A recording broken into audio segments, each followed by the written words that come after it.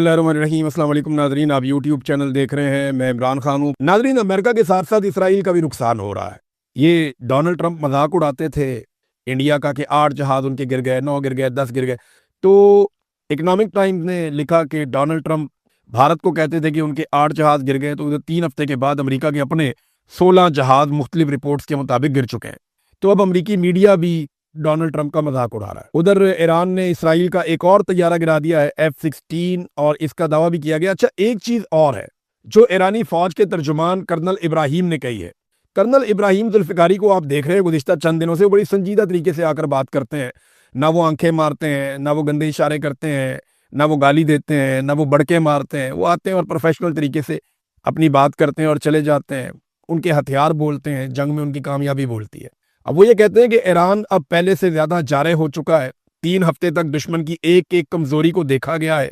अब वो क़यामत ढाएंगे कि इसराइल सारे जराइम और मुजालिम भूल जाएगा। और कल का दिन जो है वो इस बात का सबूत भी है। कल बहुत मारा ईरान ने इसराइल को। इसराइल ने पूरी कोशिश की इंटरसेप्ट करने की उन मिसाइलों को, लेकिन वो जाकर गिरे हैं और उसकी वजह से पूरा इसराइल लरस गया है। वो लोग जिनका जंग के लिए कोई कसूर नहीं है वो भी इसको भुगतेंगे। ईरान ने जोहरी तनसीबात के ऊपर जो है वो उनके करीब अटैक किया है, और ये जो एक शहर है ईरान का दिमुना, यहाँ पे ईरान ने हमला किया। और पहले इससे ईरान के शहर नतंस पे जोहरी तनसीबात पर इसराइल और अमेरिका ने हमले किए थे। और देखिए, कुछ ममालिक ने ईरान से रब्ता किया है। मुबैना तौर पे जापान भी उनमें से एक बताया जा रहा है। उन ममालिक ने ईरान को यकीन दिलाया कि आप आबनाए हुर्मत से हमारा तेल गुजरने दें, हमारे ऑयल टैंकर आप जानने दें, हम आपकी शर्त के मुताबिक चाइनीज करेंसी के अंदर पेमेंट कर देते हैं। अब ये ट्रिलियंस ऑफ डॉलर्स का अमेरिका का सालाना नुकसान हो जाएगा अगर ये ट्रेंड चल पड़ा दुनिया में। तो ये है अमेरिका की परेशानी। एक कहावत है ना उर्दू में, खाया पिया कुछ नहीं, गिलास तोड़ा 12 ने। तो अमेरिका को लेने के देने पड़ जाएंगे, ये भी कहावत है। वो कैसे? देखें, ये तो जंग लड़ने गए थे मफाद के लिए, अपने फायदे के लिए कि अरबों डॉलर कमा लेंगे दोबारा से, और इसराइल हमेशा के लिए महफूज भी हो जाएगा। गाजा के अंदर भी अपना प्लान जो है उसको अमल दरामद कर लेंगे, और अरबों के ऊपर भी एक धाक बैठ जाएगी, पूरा निजाम एक बन जाएगा। और डोनाल्ड ट्रंप अमेरिका के अंदर उठने वाले पॉलिटिकल मामला या एप्स्टीन फाइल या ऐसी चीजों से भी मुबैना तौर पे बच जाएंगे। दिमाग में तो ये था, गेम पड़ गई उल्टी। हुआ ये कि ईरान ने आगे से मारना शुरू कर दिया। और अब जो ईरान ने शर्त रखी है, अगर इस शर्त के ऊपर बाकी ममालिक आ जाते हैं और आपने हुर्मस नहीं खुलती, यानी वो नॉर्मलाइज करते हैं, ठीक है जी, आप चीनी करेंसी के अंदर पैसा दें, हमें उसकी आप इनवाइस दिखाएं कि आपने चाइनीज करेंसी के अंदर पेमेंट कर दी है, ले जाएं, आप ले जाएं अपने टैंकर, आपको नहीं रोका जाएगा। अगर ईरान ये करने में कामयाब हो गया तो ये ट्रेंड चल पड़ेगा। फिर रशिया जो है वो अपनी करेंसी के अंदर पेमेंट करवाएगा, चाइना अपनी करेंसी के अंदर पेमेंट करवाएगा, और आहिस्ता आहिस्ता यूरो के अंदर पेमेंट होगी, बाकी तो डॉलर नीचे जाए। डॉलर अगर नीचे चला गया आलमी सतह के ऊपर, या डॉलर के अंदर, या पेट्रो डॉलर की जो टर्मिनोलॉजी है ये अगर इफेक्ट हो गई, तो फिर अमेरिका का जो सुपर पावर का स्टेटस है वो खतरे में पड़ जाएगा। एक नया वर्ल्ड ऑर्डर आ जाएगा। अकेला पहलवान बना हुआ ना, तो डॉलर चला रहा है पूरी दुनिया को।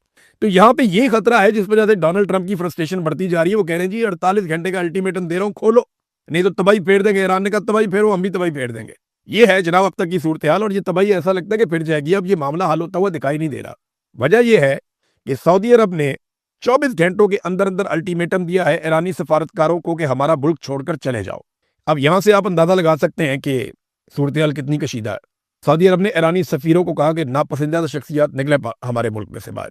और साथ ही साथ एक इत्तेहाद हुआ है इसराइली मीडिया में, बहरीन के मीडिया में और यूएई के मीडिया में। उनका चैनल 12 है और यहाँ पे भी चैनल हैं। इन्होंने मिलकर एक आपस में इत्तेहाद भी किया है, यानी मीडिया का भी एक नॉर्मलाइजेशन हुई है, एक दूसरे को तस्लीम करके इकट्ठे काम करना शुरू किया है। ये भी हो गया।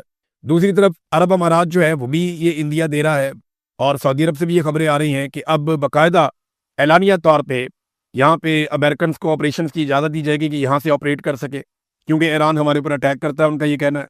तुर्की जो है उसके भी स्टेटमेंट्स थोड़े थोड़े से अब बदले हुए दिखाई दे रहे हैं। तो ऐसा लगता है कि अरब ममालिक से अब ईरान के ऊपर अटैक होगा, और पाकिस्तान को इस लड़ाई में उतरना पड़ जाएगा। पड़ क्या जाएगा पाकिस्तान की, तो ऐसा लगता है ख्वाहिश है कि वो इस लड़ाई में उतर जाए, क्योंकि जहां डॉलर वहां पे हमारी लड़ाई होती है। अमेरिका डॉलर देता है तो हम मुजाहिदीन बना देते हैं कि जनाब ये तो मुजाहिदीन है, ये तो कमाल लोग हैं। अमेरिका दोबारा डॉलर देता है तो हम कहते हैं नहीं ये तो दहशतगर्द थे, और फिर डॉलरों की लालच आती है तो हम उनको लाके पाकिस्तान में बसा देते हैं। फिर डॉलर की लालच आती है, हम उनके ऊपर बमबारी शुरू कर देते हैं। तो हमारा तो जनाब डॉलरों के साथ है मामला, डॉलरों के बगैर नहीं है। ईरान हमें डॉलर देता तो हम ईरान के साथ खड़े हो जाते, ये भी हो सकता था।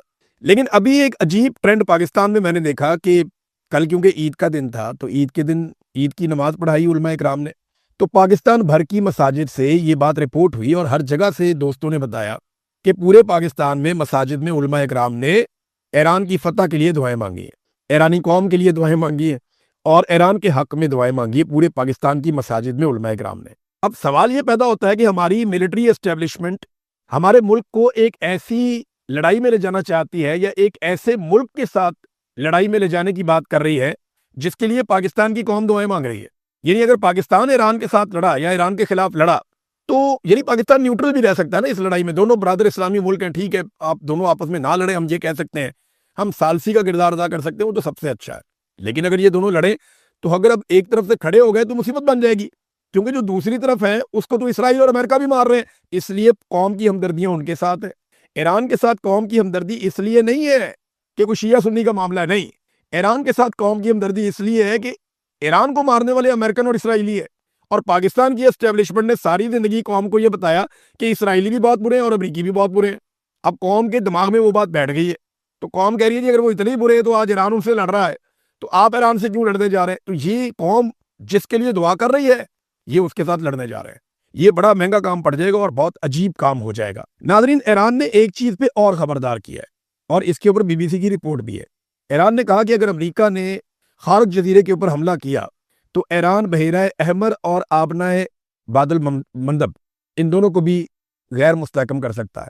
اب یہ بحیرہ احمر کون سا ہے؟ یہ ریڈ سی ہے، یہ باب المندب سے آگے اوپر جہاں پہ نہر سویز ہے یہ وہاں تک کا علاقہ ہے سمندر کا، اور اس کو ایران کیسے غیر مستحکم کر سکتا ہے؟ یہاں پہ دیکھیں سیکیورٹی کے کچھ ایریاز بنے ہوئے ہیں، ان کو ایران میزائلوں سے نشانہ بنا سکتا ہے، اور جو حوثی ہیں وہ کیونکہ یمن کے حوثی ایران کو سپورٹ کرتے ہیں تو وہ بھی یہاں پہ ایک بدامنی پیدا کر سکتے ہیں، تو تیل کی تجارت مزید متاثر ہو جائے گی کہ جو آلٹرنیٹو تھوڑا بہت تیل نکلتا ہے یا کوئی ان کا ہے بندوبست وہ بھی ختم ہو جائے گا۔ تو ایران نے یہ کہا کہ اگر اب یہ کیا گیا تو پھر اس کے نتیجے میں ہمارا رد عمل یہ ہوگا۔ ایک اور چیز جو ایران کے سپیکر نے کی، کالیباف، انہوں نے جو سٹیٹمنٹ دیا، انہوں نے کہا جی اسرائیل کی فضا اب دفاع کے بغیر ہے، یعنی یہ دفاعی نظام تھا ان کا، فضائی دفاعی نظام، وہ اب بہت کمزور ہے، ختم ہو گیا، تو جو پہلے سے طے شدہ اہداف ہیں ان کو نشانہ بنانے کا وقت اب آ چکا ہے، یہ جناب انہوں نے کہا کالیباف نے۔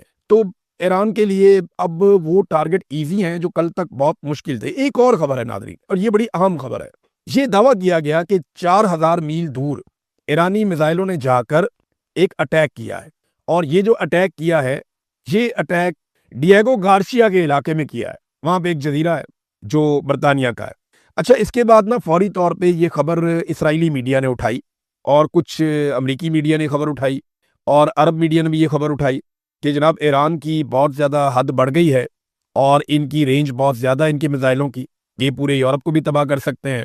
تو میں نے اس خبر کو زیادہ توجہ اس لیے نہیں دی تھی کیونکہ مجھے لگتا تھا کہ یہ کوئی ایک فالس فلیگ ٹائپ کا آپریشن ہے کہ یورپ کو خوفزدہ کیا جائے ایران کے ذریعے سے کہ جناب ایران کے میزائل تو یہاں تک پہنچ رہے ہیں تو وہ آپ سب کو بھی مار سکتا ہے، پورے یورپ کو مار سکتا ہے، لہذا مل کر ایران والا خطرہ ختم کر دیا جائے۔ لیکن ایران نے اس کے اوپر ایک سٹیٹمنٹ دیا اور ایران نے یہ کہا کہ جناب یہ میزائل ہم نے نہیں داغے، ہم نے یہ میزائل نہیں چلائے، یہ میزائل کہیں اور سے آئے۔ اب یہ بتائیں جناب میزائل کہاں سے آئے؟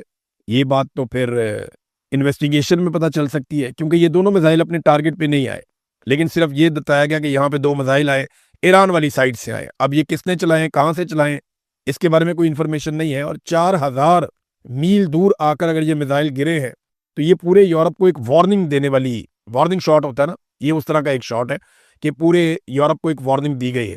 لیکن ایران نے کہا جناب کہ یہ ہم نے نہیں چلائے۔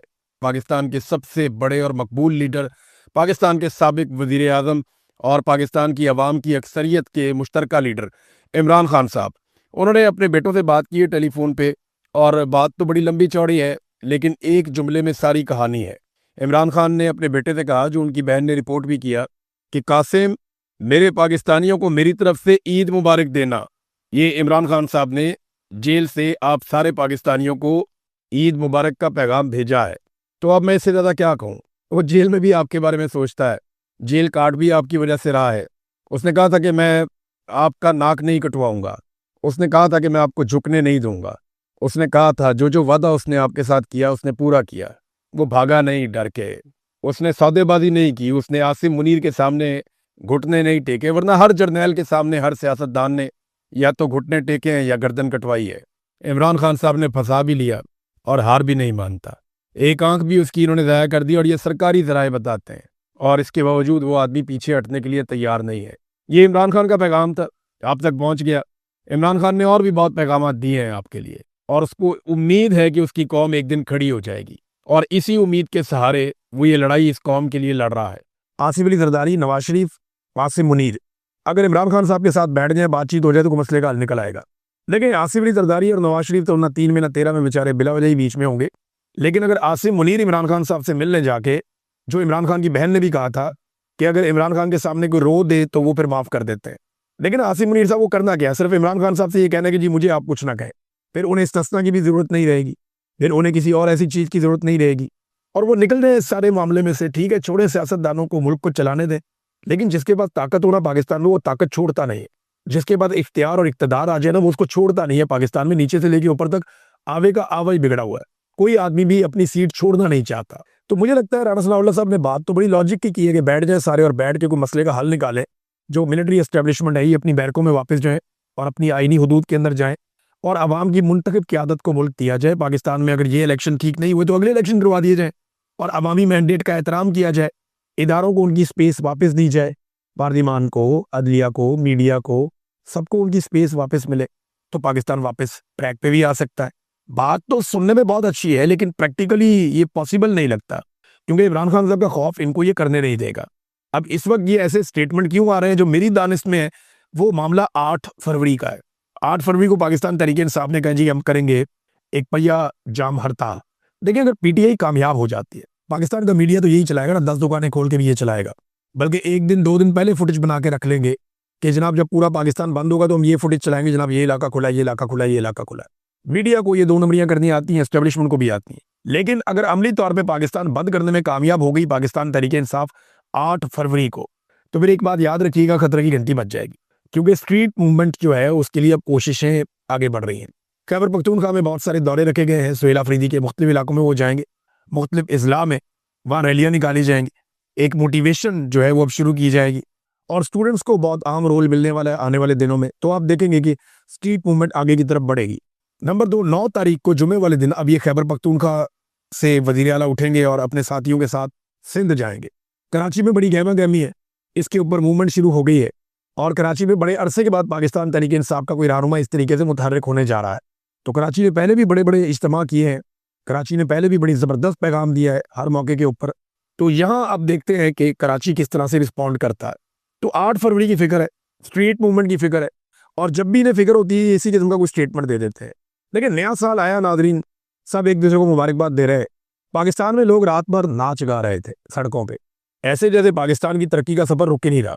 यानी ऐसे नाच गा रहे थे जैसे लोग इंटरटेनमेंट के बेचारे तरसे हुए हैं, सुख का सांस ही कोई नहीं है। तो जब उन्हें मौका मिलता है वो बाहर निकलते हैं, अपने लाउड एक्सप्रेशन शो करते हैं, नाच रहे थे, गा रहे थे। लेकिन क्या हम वो कर रहे थे जो इस्तांबुल में हो रहा था? यानी जब लाहौर की और मरी की सड़कों पे और बाकी शहरों की सड़कों पे लोग नाच गा रहे थे ना, तो उस वक्त इस्तांबुल में तैयारी हो रही थी गजा के साथ इजहार यकजहती की। 5.25 लाख लोग निकले इस्तांबुल में, और उन्होंने दुआ भी की, इजहार यकजहती किया गजा के अपने फ़लस्तीनी भाइयों के साथ। लेकिन पाकिस्तान में कॉन्सर्ट हो रहे थे, नाच गाने हो रहे थे। पाकिस्तानियों को ये सोचना पड़ेगा कि उनके ऊपर ये जुल्म क्यों होता है। ये जालिम आपके ऊपर तब तक मुतहर्रिक रहेंगे जब तक आप एक मुट्ठी बनकर खड़ा होना नहीं सीखेंगे। गानों पे झूमने से बेहतर है कि आप एक दफ़ा दमादम मस्त कर अंदर करें और अपना हक मांगे, क्योंकि आपके हक के लिए सिर्फ लीडर की जिम्मेदारी नहीं है कि वो लड़े। कभी नवाज शरीफ लड़े, कभी बेनज़ीर लड़े, कभी जुल्फ़िकार दी भुट्टो लड़े, कभी कोई और लड़े, आज इमरान खान लड़ रहा है वो लड़ाई। आपको खुद अपनी लड़ाई लड़नी पड़ेगी, आपको खड़े होना पड़ेगा। पाकिस्तानी जब तक खड़े नहीं होंगे तब तक लीडर जितनी मर्जी कुर्बानियां देते रहे, पाकिस्तान आगे नहीं बढ़ेगा। एक दफ़ा पाकिस्तानियों को खड़ा होना पड़ेगा, निकलना पड़ेगा बाहर, जैसे कौमें निकलती हैं। पाकिस्तानियों ने 8 फरवरी को एक बड़ा पुरअमन तरीके से, बड़ा शानदार तरीके से इनकलाब का एक जलवा दिखाया था। ये वही पाकिस्तानी है। इन्हें एक मरतबा फिर पुरअमन तरीके से एस्टेब्लिशमेंट को बताना पड़ेगा कि हमारे पास दूसरा तरीका भी है और हम उससे इस्तेमाल भी कर सकते हैं, और बड़े पुरअमन तरीके से हो जाएगा। इनकी तबीयत सेट हो जाएगी अगर एक दफ़ा पूरा पाकिस्तान बाहर आ जाए तो, और पाकिस्तान बाहर अल्टीमेटली आ ही जाएगा, क्योंकि पाकिस्तानियों का मुकाबला को बहुत अक्लमंद लोगों से नहीं है, वो भी बड़े एवरेज किस्म के लोग हैं। शहजाद अकबर साहब के घर पे एक और हमला हुआ है, اور یہ 31 دسمبر کی رات کو یہ حملہ ہوا۔ شہزاد اکبر صاحب کو میں نے فون کیا، میری ان سے بات ہوئی، انہوں نے مجھے بتایا ایکچولی وہ اپنے گھر میں نہیں ہے، پولیس نے ان کو ریلوکیٹ کیا ہوا ہے اور ان کے گھر سے ان کو ہٹایا ہوا ہے۔ کچھ فورینزک والوں کا کام چل رہا تھا، کچھ انویسٹیگیشنز چل رہی تھیں، اور اس بیچ میں ان کے گھر کے اوپر مبینہ طور پہ ایک اور اٹیک ہو گیا۔ جب میری شہزاد اکبر صاحب سے بات ہوئی تو انہوں نے کہا جی پولیس اس کی تحقیقات کر رہی ہے، اور اب تک کی جو معلومات ہیں گھر کے اوپر اٹیک کیا گیا ہے، اور یہ پیغام دیا گیا ہے کہ جو لوگ پیچھے آ رہے ہیں، جو لوگ یہ کرنا چاہ رہے ہیں، ان کی جانب سے یہ ایک سخت پیغام ہے کہ وہ پیچھے ہٹنے والے نہیں ہیں۔ اب یہ بہت حیران کن ہے، ایک ہفتے میں دوسرا اٹیک، یہ برطانوی پولیس کے لیے بھی بہت بڑا چیلنج ہے، اور ان کے لیے بڑی شرمندگی کی بات ہے کہ جو حملہ آور ہے وہ شاید پولیس کو بھی خاطر میں نہیں لا رہے۔ برطانیہ میں بیرسٹر شہزاد اکبر کے گھر پہ نامعلوم افراد کا حملہ اور جلانے کی کوشش، یہ رپورٹ ہوا ہے۔